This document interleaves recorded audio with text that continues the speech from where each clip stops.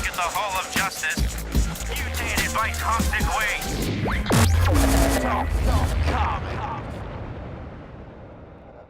All right, Talking Comics here Yay. with Ian Edginton, writer of Hinterkind, Yes.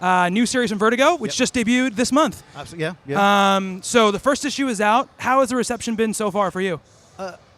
Cautiously positive. I'm a natural pessimist. So, but the feedback and the like Twitter feed and people's reactions to stores and stuff in general have been really positive, and I'm pleasantly surprised, which is nice.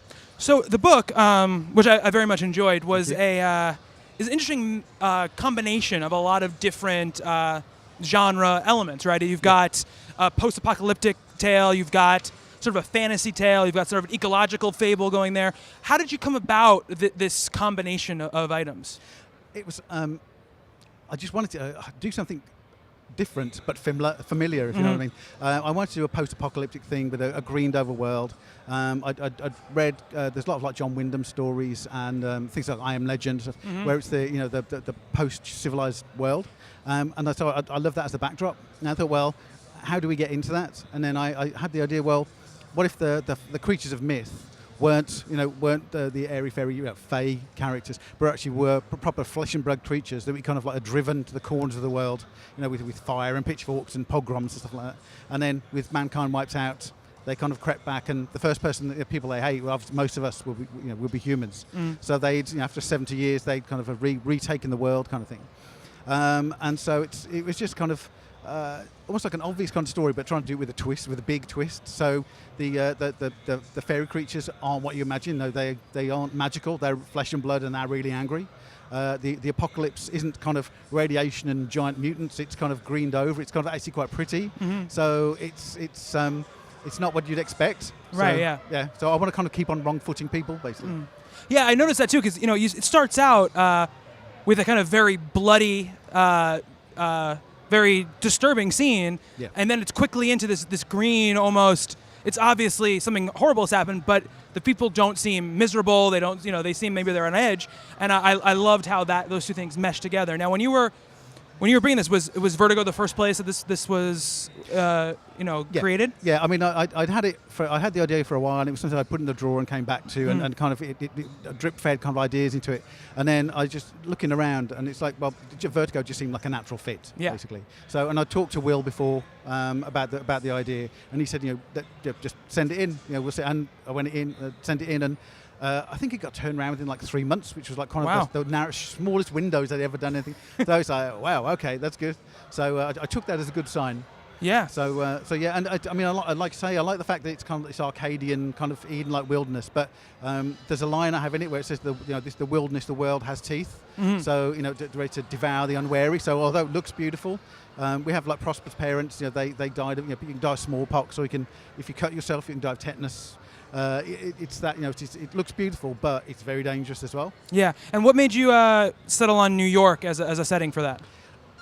It's an iconic thing. You could use Rome or you could use London, but I just thought it's become almost like mythologized now as like and I thought and Central Park was where they would have their farm, and where they put the meadows under the plough and things like that. So, and also being an island, I just thought as well, it's with the bridges overgrown, it makes them secure, from marauders and things like that. So it just seemed like a natural fit.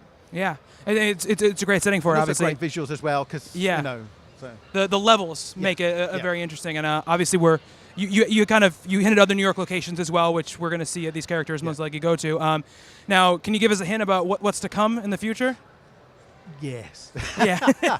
It's very twisty turny, but we'll have Prosper's adventure, because she's trying to find her grandfather. She's with Angus, and then we're actually going to be introduced to what we would know as elves. They're called the Shay in the story. They've basically colonized the West Coast. They've taken over all those movie producers' houses, and so that's where they've built their empire.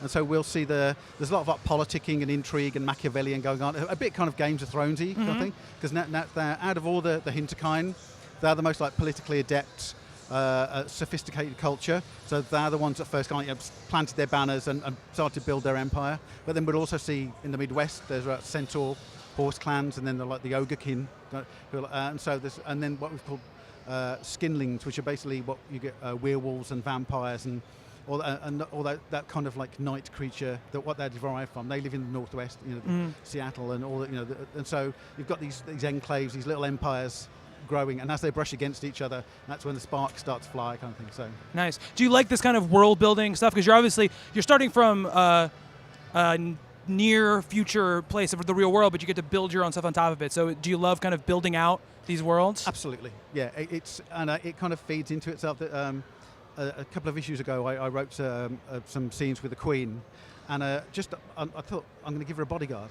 And I gave this bodyguard, like dressed in red robes with some swords behind his back. And I just thought, he is so cool. And his name's Malachi. And I thought, he's staying. And he wasn't in the initial outline. I said, "Well, is that okay?" And it's just like, yeah, because he's a really cool character. So I don't know where he's going to go, but like, he's in there now. So it just expands. It kind of feeds on itself. So it's awesome. And it's ongoing, right? Monthly series from Vertigo. That is going to wrap our interview up with Ian Edginton, a writer of Hinterkind. Ian, thank you so much for giving me your time here at New York Comic Con, and we look forward to see what else with the book.